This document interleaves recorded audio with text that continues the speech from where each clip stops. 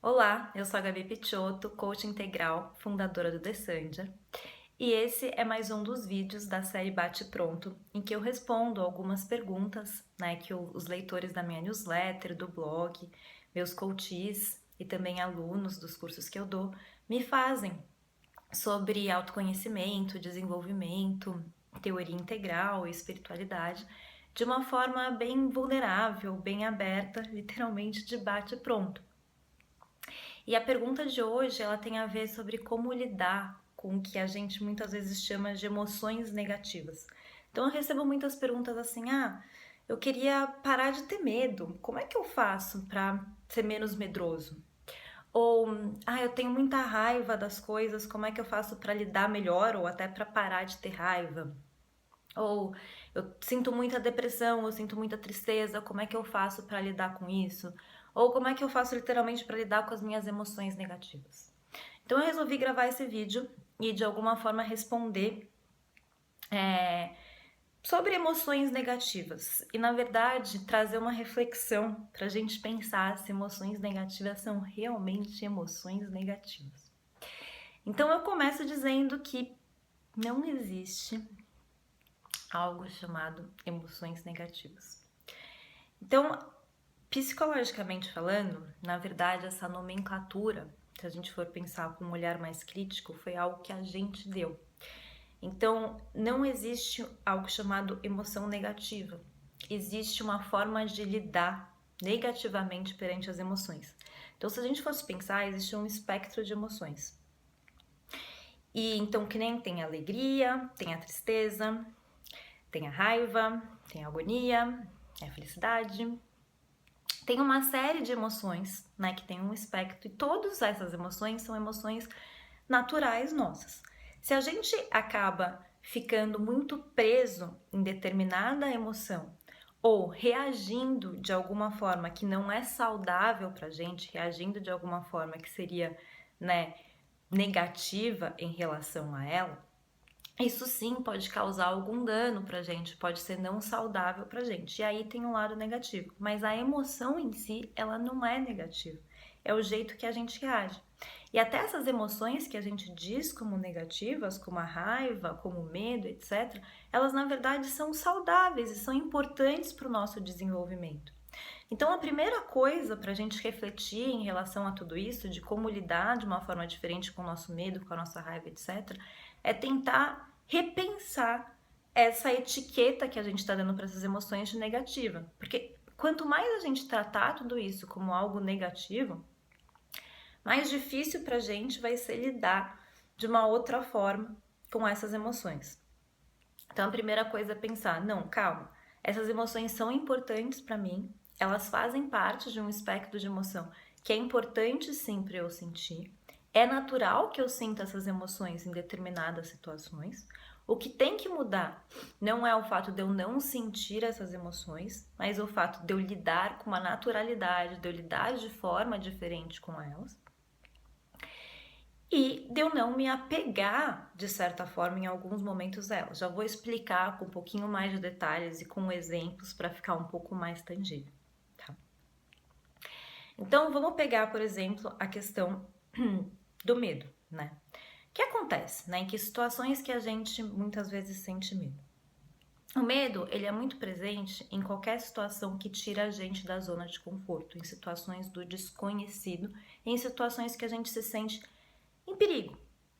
Então, por exemplo, se eu tô diante de uma situação nova e desconhecida, que eu nunca passei antes, ela tá me tirando da zona de conforto. Eu costumava estar sempre num lugar que era aqui, que era dentro desse círculo. E de repente eu me vejo numa situação que eu sou obrigado, ou que me coloca diante de sair um pouquinho desse círculo, de me esforçar um pouco mais. Eu começo a sentir medo, por quê? Porque o meu conhecido é aquele círculo. E eu tenho que enfrentar algo que está fora daquilo. É natural que eu sinta aquele medo, porque a gente, como ser humano, tem medo do que é novo pra gente. A gente nunca fez aquilo antes. Todo mundo, naturalmente, tem um friozinho na barriga, alguns menos, outros mais, diante daquilo. Para alguns, é tão natural aquilo que a pessoa leva na brincadeira, ela leva aquilo como fonte informativa, ela gosta daquilo. Para outros, aquilo apavora, paralisa ou cria uma série de ansiedades. Tá vendo? O que muda é a forma de lidar com aquele friozinho na barriga, com aquele desconforto diante do conhecido. Mas todo mundo, quando vai passar por uma situação que coloca a gente numa situação de desconforto em diante de algo totalmente novo, sente aquilo. Outra coisa que muda é que o meu círculo, né, daquele conforto que eu tenho, aquela minha zona de conforto, ela é diferente da zona de conforto de outra pessoa. Ou seja, cada um tem uma determinada zona de conforto e essa zona de conforto muda para cada aspecto da nossa vida. Então, em relação a algum aspecto, eu posso ter uma zona de conforto pequenininha. Em relação a outro aspecto, eu já expandi aquela minha zona de conforto, porque eu tive tantas vivências que, nossa, para alguma coisa ser desconhecida para mim ou para alguma coisa me trazer medo, ela tem que ser realmente muito, muito, muito, muito desafiante. E para outras coisas, não. Qualquer coisinha me deixa com medo. Então, o que vai mudando, então muitas vezes quando a gente fala assim, olha, eu passei tantas vezes por aquela situação que eu já não sinto mais medo. Não é que o seu medo sumiu do seu espectro de emoções. Não, você continua tendo medo dentro do seu espectro de emoções. Mas para aquela situação determinada, a tua zona de conforto, ela foi aumentando. Então, te tirar da zona de conforto tem que ser algo muito extremo. Mas para alguma outra coisa, você pode ter medo. Então, primeiro tem essa questão, né, da nossa zona de conforto ir mudando e alargando. E que bom, porque isso mostra que a gente vai evoluindo. E segundo, tem essa questão da como a gente lidar. Então, à medida do momento que eu venho e sinto aquele medo, eu posso ou me deixar paralisar por ele. Então, ele é tão forte, ele é tão forte, ele é tão forte que eu simplesmente paraliso e não consigo agir, não consigo fazer nada. Ou também tem um outro lado, que ele me deixa totalmente ansioso, que eu tenho um burnout e eu começo a gritar, começo a espernear, começo a enlouquecer. Ou um terceiro, que eu percebo, não, calma, o que esse medo tá me informando? Esse medo tá me dando uma ansiedade, tá me informando que eu tô saindo dessa zona de conforto.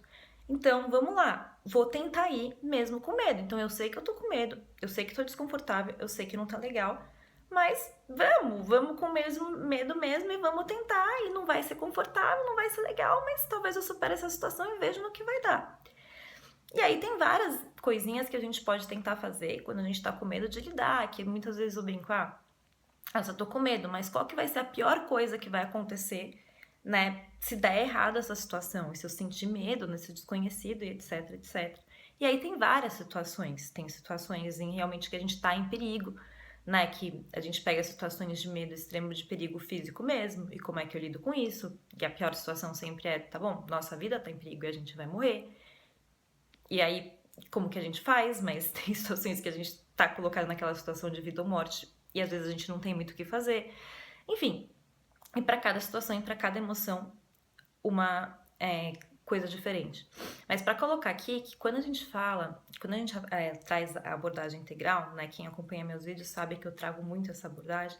A gente tem uma lente que seria uma partezinha da abordagem integral que fala de múltiplas inteligências. E uma das múltiplas inteligências é a inteligência emocional. E quando a gente pega alguém que é muito desenvolvido na linha emocional, essa pessoa não é que ela não sente as emoções que a gente julga como negativas. Pelo contrário, ela tem a habilidade de sentir todas as emoções conforme a situação, só que ela sabe lidar muito bem com elas. Ela usa cada uma dessas emoções para informar ela. Então ela fala assim: nossa, eu tô sentindo medo, tô sentindo a raiva. O que isso quer dizer sobre mim? E sobre essa situação, ou sobre essa pessoa, ou sobre esse grupo de pessoas, ou sobre esse ambiente externo com o qual eu tô me relacionando. Olha, isso quer dizer que perante essa situação eu ainda não desenvolvi isso, ou isso quer me informar que eu tô ficando ansioso, ou isso quer me informar que uma coisa, minha curiosidade tá aguçada, ou isso quer me informar que é algo novo fora da minha zona de conforto. E seria super inumano, né? Uma pessoa querida nossa morreu, a gente não sentir tristeza. Ou alguém matou uma pessoa querida, a gente não sentir raiva daquela pessoa que matou a gente. Então, assim, é não saudável a gente não sentir essas emoções que a gente julga negativas. Então, sim, elas fazem parte do nosso espectro e é saudável pra gente sentir elas. Então, não queiramos tirar fora essas emoções ou ser indiferente a elas. Mas o ponto é como aprender a lidar de uma forma diferente com elas. E aí entra muito, eu já falei, não necessariamente em vídeos, mas em textos, quem acompanha já viu, aquela questão da gente tentar abraçar as nossas próprias imperfeições. Isso tem muito a ver com a questão das emoções também. Então, em vez da gente tentar lutar e bater de frente com essas emoções, é tentar realmente abraçar esse medo. Então, deixa eu mergulhar um pouquinho nesse medo e ficar um pouco com esse medo, e quando eu abraçar esse medo e quiser entender esse medo, eu vou conseguir tirar e ver o que esse medo tem para me dizer. Então não é, olha, eu tô triste e vou ficar na agonia e mergulhar na agonia e permanecer na agonia até ponto dela virar uma depressão e ficar e dramatizar nessa depressão. Não, não é isso. Mas é deixar esse luto ter um tempo de luto suficiente para ele ser saudável. E claro, e também, assim, eu tive essa raiva, o meu filho morreu, etc.